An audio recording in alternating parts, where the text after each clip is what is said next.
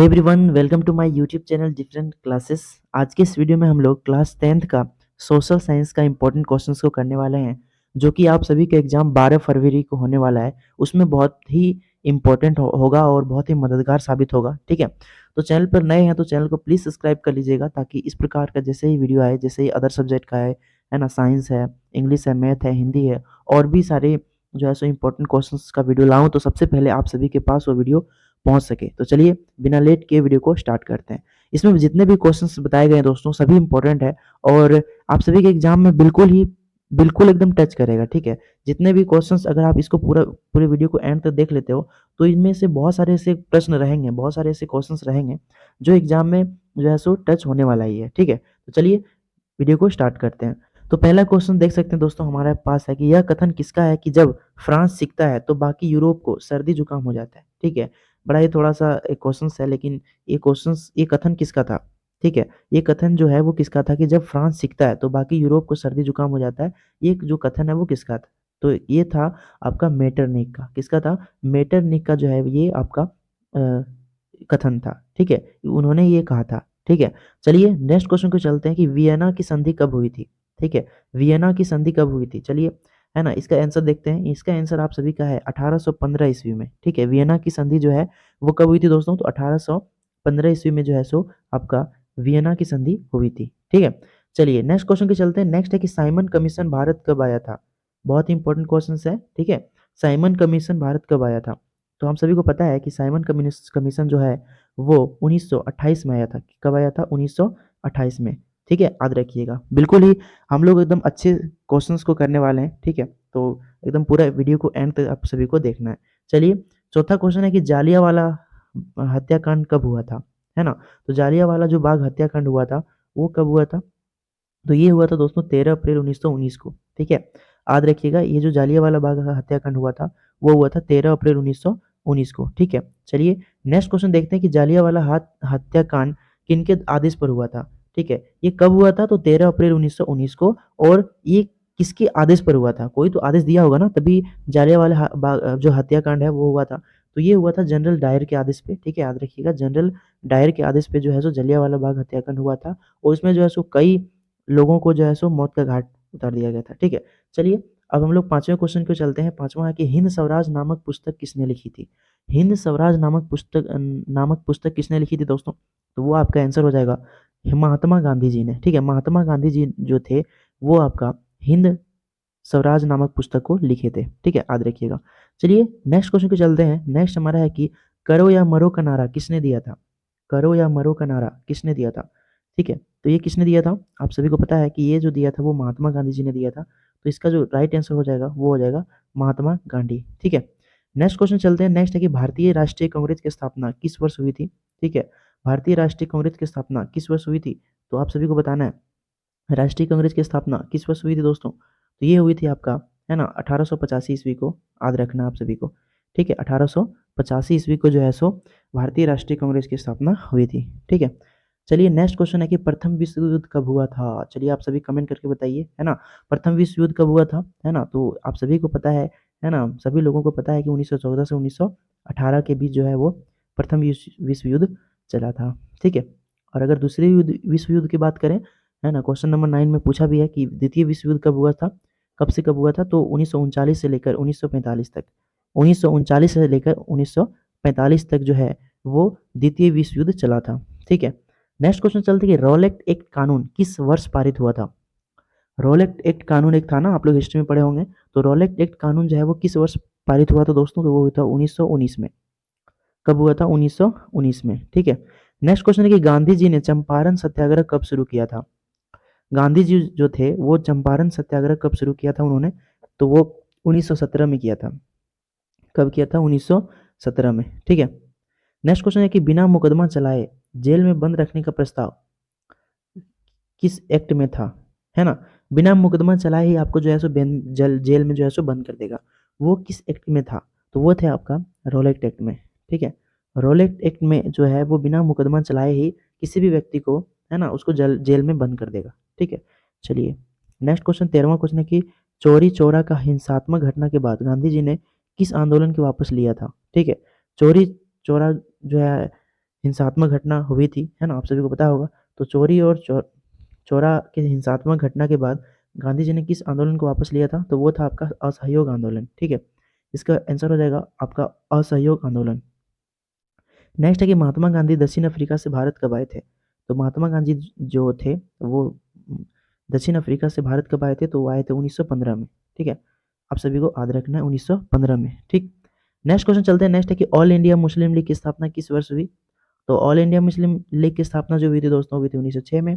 ठीक है, आप सभी को पता होगा, या फिर नहीं पता है तो आप लोग सभी लोग है ना जान जाइए। ठीक है, क्योंकि एग्जाम बहुत ही नज़दीक है, बहुत ही एकदम सीरियस होकर आप सभी को पढ़ना है। ठीक है, चलिए, सविनय अवज्ञा आंदोलन कब शुरू हुआ था। सविनय अवज्ञा आंदोलन कब शुरू हुआ था, तो ये हुआ था 1930 में। कब हुआ था दोस्तों, 1900 आपका 30 में। ठीक है, नेक्स्ट क्वेश्चन है कि इंग्लैंड कपास का आयात मुख्य रूप से कहाँ करता है, तो वो करता है आपका भारत। ठीक है, वो करता है आपका भारत से। ठीक है, इंग्लैंड जो है ना कपास का आयात मुख्य रूप से भारत से ही करता है। नेक्स्ट हमारा क्वेश्चन है कि आलू अकाल किस देश में हुई थी। चलिए बताइए आप लोग, है ना, आलू अकाल किस देश में हुआ था।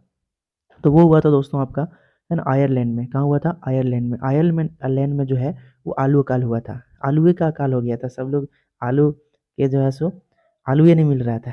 ठीक है, चलिए, महात्मा गांधी द्वारा हिंद स्वराज पुस्तक कब लिखा गया था। तो महात्मा गांधी द्वारा हिंद स्वराज पुस्तक जो है वो 1909 में लिखा गया था दोस्तों। ठीक है, ये आप सभी को याद रखना है। चलिए, नेक्स्ट हमारा है कि गांधी इरविन समझौता कब हुआ था। बहुत ही इंपॉर्टेंट क्वेश्चन है। ठीक है, गांधी इरविन समझौता कब हुआ था, तो 5 मार्च 1931 ईस्वी में जो है वो आपका गांधी इरविन समझौता हुआ था। ठीक है, नेक्स्ट हमारा क्वेश्चन है कि स्पिनिंग जेनी मशीन का आविष्कार किसने किया था। स्पिनिंग जेनी मशीन का आविष्कार किया था जेम्स हर्ग्रीव्स। ठीक है, याद रखिएगा, ये आपका हो जाएगा। चलिए, नेक्स्ट हमारा है कि इटली का एकीकरण कब हुआ था। तो इटली का एकीकरण जो हुआ था दोस्तों, वो हुआ था आपका 1871 ईस्वी में। ठीक है, 1871 में जो है वो आपका इटली का एकीकरण हुआ था। ठीक, नेक्स्ट क्वेश्चन चलते हैं। नेक्स्ट है कि मरियाना मरियाना किस देश का राष्ट्रवाद की प्रतीक थी।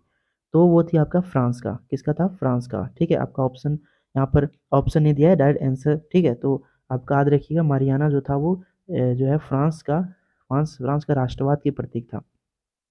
वियना की संधि कब हुई थी, तो मैंने आप सभी को पहले ही बता चुका हूँ, 1815 में। ठीक है, 2 बार पूछा है इसको, और बहुत इंपॉर्टेंट भी है, बहुत बार ये क्वेश्चन पूछा भी गया है, अगर आप जो है सो झारखंड बोर्ड का इतिहास को देखते हैं तो। ठीक है, चलिए, नेक्स्ट क्वेश्चन है कि बंगाल की विभाजन कब हुआ था। बहुत इंपॉर्टेंट क्वेश्चन है, बंगाल का विभाजन जो हुआ था दोस्तों, वो हुई थी 1905 में। ठीक है, 1905 में जो है ना वो बंगाल का विभाजन हुआ था। ठीक है, नेक्स्ट क्वेश्चन चलते हैं। नेक्स्ट है कि संथाल विद्रोह के नेता कौन थे। तो संथाल विद्रोह के जो नेता थे वो थे सिद्धो और कान्हू। ठीक है, सिद्धू और कान्हू जो थे वो संथाल विद्रोह के नेता थे। अगला क्वेश्चन है कि लो एस्क किस प्रकार का संसाधन है। लो एस्क जो है वो अनवीकरणीय संसाधन है।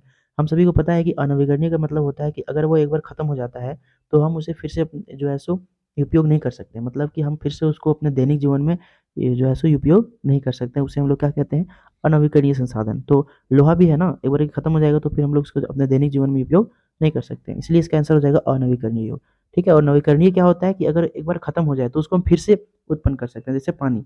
जल है ना, जल चक्र क्या है, जल चक्र के माध्यम से जो है सो फिर वो पृथ्वी पे गिरता है, ये क्रिया चलती रहती है। अगर पानी खत्म हो जाता है तो वो फिर क्या होता है, वाष्प के द्वारा संघनन के माध्यम से फिर से वर्षा होती है, और वो फिर से पृथ्वी पे गिरता है और फिर से हमें प्राप्त हो जाता है। ठीक है, तो वो जो जल है वो क्या है, नवीकरणीय, और ये लो क्या है, ये है आपका अनवीकरणीय। ठीक है, नेक्स्ट है कि गुलाबी सिर वाली हाँ, गुलाबी सर वाली बतख किन जातियों में शामिल है। तो ये आपका लुप्त जातियाँ, ये जो है ना ये लुप्त हो चुकी है। ये जो गुलाबी सिर वाली बतख है ये लुप्त हो चुकी है, इसलिए ये लुप्त जातियों में शामिल हो गई है। ठीक है, चिपको आंदोलन किस से संबंधित है। चिपको आंदोलन किस संबंधित है, तो ये आपका है वनों की कटाई से। जी हाँ, लोग जो है सो क्या करते थे कि जब जंगलों की कटाई हो रही थी तो लोग चिपक जाते थे, किससे, पेड़ों से। ठीक है, और पेड़ों की रक्षा करते थे, तो इसीलिए उसको चिपको आंदोलन के नाम से जानते हैं। तो इसका हो जाएगा आंसर, वनों की कटाई से संबंधित है आपका चिपको आंदोलन। ठीक है, अगला है भारत में किस राज्य की साक्षरता दर सबसे अधिक है। सभी कौन सा राज्य में जो सबसे ज़्यादा लोग पढ़े लिखे हैं, तो वो आपका केरल हो जाएगा। ठीक है, केरल में लोग जो है सो पढ़े लिखे हैं। ठीक, चलिए, नेक्स्ट है कि यूरोप का मरीज किसे कहा जाता है। यूरोप का मरीज जो है सो तुर्की को कहा जाता है। ठीक है, बड़ा ये भी थोड़ा पटाएंगे, यूरोप का मरीज कहा जाता है। ठीक है, तो ये आपका तुर्की को कहा जाता है। नेक्स्ट है कि यंग इटली की स्थापना किसने की थी। तो यंग इटली की जो स्थापना है वो किया था मेजनी ने। ठीक है, मेजनी जो है वो अंग इटली की स्थापना की थी। नेक्स्ट क्वेश्चन है कि अंतर्राष्ट्रीय महिला दिवस कब मनाया जाता है? ठीक है, अंतर्राष्ट्रीय महिला दिवस जो है 8 मार्च को मनाया जाता है। ठीक है, याद रखिएगा। तो ऑप्शन यहाँ पर नहीं दिए हैं, डायरेक्ट आंसर लिखें। ठीक है, अगला क्वेश्चन है कि बांधवगढ़ राष्ट्रीय उद्यान किस राज्य में स्थित है? तो वो है आपका मध्य प्रदेश। ठीक है, मध्य प्रदेश में जो है वो आपका बांधवगढ़ राष्ट्रीय उद्यान आपका स्थित है।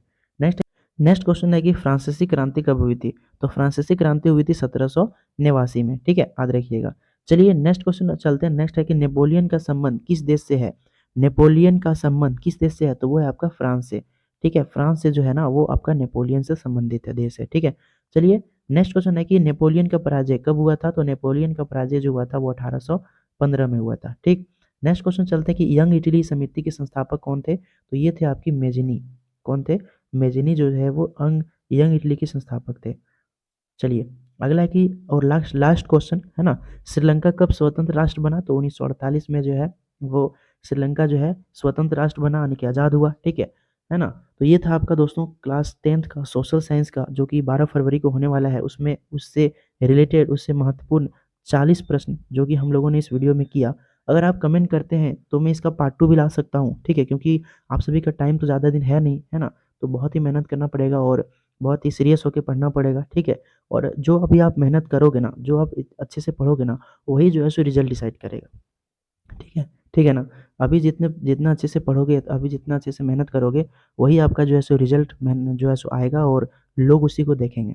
तो अभी से जो है सो लग जाइए अच्छे से। ठीक है, और अच्छे से पढ़िए। अभी जो सारी चीज़ों को भूल जाइए, सोशल मीडिया, फेसबुक, इंस्टाग्राम, कुछ भी सब लोग भूल जाइए, है ना। और अच्छे से पढ़ाई पे फोकस कीजिए और सारी चीज़ों को फ़ोन वोन में एकदम थोड़ा सा बिजी कम कर दीजिए। ठीक है, ताकि जो है सो हम लोगों को रिजल्ट अच्छा करना है, ताकि हम लोग जो है सो अगले क्लास में अच्छे कॉलेजों में एडमिशन हो सके। ठीक, चलिए इतना ही कहकर मैं अपने वाणी को विराम देता हूँ दोस्तों, और मिलते हैं फिर अगले वीडियो में। तब तक रखिए अपना ख्याल, हंसते रहिए, मुस्कुराते रहिए और कमेंट करना ना भूलिए। जय हिंद, जय झारखंड।